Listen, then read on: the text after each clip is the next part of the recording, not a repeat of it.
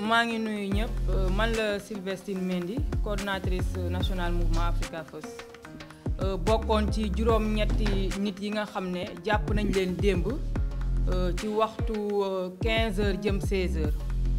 man rek maa ca nekkoon jigéen ñeneen ñi ay góor lañ donc biñ ñu jàppee ay 16h bi ñuy jàpp déjà man dama yaakaar ne nit boo koy jàpp mu bàyyi la boppam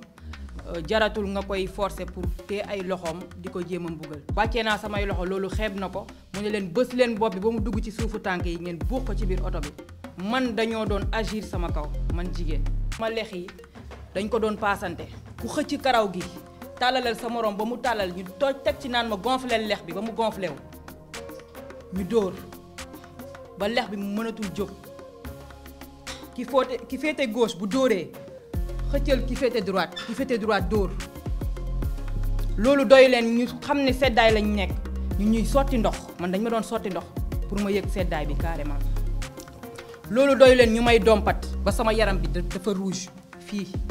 dompat ana policier ak dompat bu dagaroon ñu ne ay góor jigéen ngeen te yaram du feer koo ci laal mu yëg ko da ngeen fi waroon nekk pour protéger askan wi ngeen nekk fi pour maltraiter ak askan wi def ko ndam ngeen ne ñun dañoo yaakaar ne ñun ñoo moom réew mi ñun ñoo yaakaar ne yoon amul ci réew mi yéen na nekk borom ndombali tànk boromi galon te xamu leen lan mooy yoon ci réew mi parce que liñ leen jàngal jëfee woo leen ko yëfi nit kuy dox ci mbedd mi di taxawaalu ngeen jëfee démb muy yëfu mala man mosuma gis torture bu mel noonu xam ngeen seeni ram jees dañu ko doon teg nit ki nga toogal ci suuf doyu la nga ne ko sëggal bul siggi boo ko nee sëggal ba mu yàgg nga ne ko siggil ak mbéj looy sëgg da ngay nelaw da nga am xel di xalaat foo dëkk géejawaay laa dëkk booy géejawaay tàllalaat sama bopp bi tay waa géejawaay ay sàcc lañ di leen wax nag doomu géejawaay Sénégal fi mu tollu tey ay policiers en cagoule en plus mu wax ne torture yooyu daf ma gën a may doole parce que li may def du ngistal du lu ma ñoddi dafa nekk ci sama deret di jeexalee góor ñi ku nekk fi ñu la sàndee bi ñu la sàndee ba pare ba génn Dakar dem ba Thiès man lañ mujjee wàccee dañoo dugg si waat ba Dakar technopole lañ ma wàccee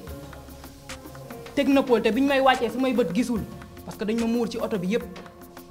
technopole lañ ma wàccee ne ma bu subaa bu ñu la gisatee dañ lay rey ñoo bañ jigéen ba bëgguñu di ko gis mu ànd ak góor di manifesté wu.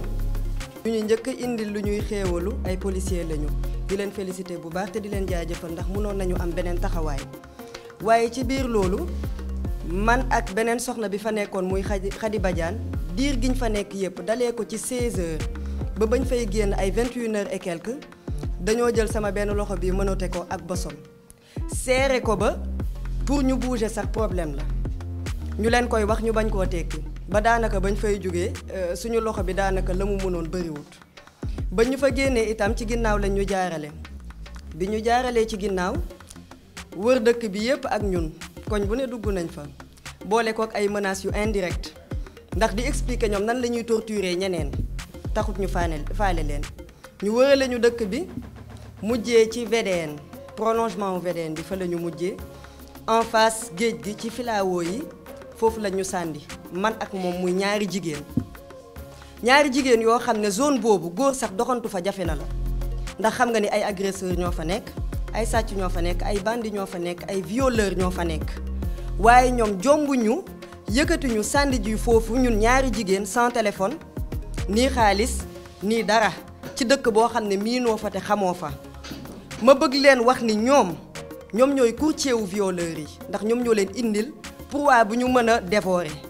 ñoom ñooy courtier wu sàcc yi ndax ñoom ñoo leen indil maanaam ña nga xam ne mën nañ leen sàcc ñoom ñooy courtier wu banditisme yeeg ñiy agressé ak ñooñu en quelque sorte ndax jàpp naa ne li ñu def yooyu yëfu voyou la ndax ku leen woowoon ci kër ne ñu ngi may sàcc wala nekkuma ci sécurité du leen jaral déplacement ndax nee nañu amuñu essence bu doy ku amul essence bu doy di nga wër plus d'une heure de temps ci dëkk bi di xool fan ngay sànni ay jigéen ñoo xam ne amaana sax say rakk lañu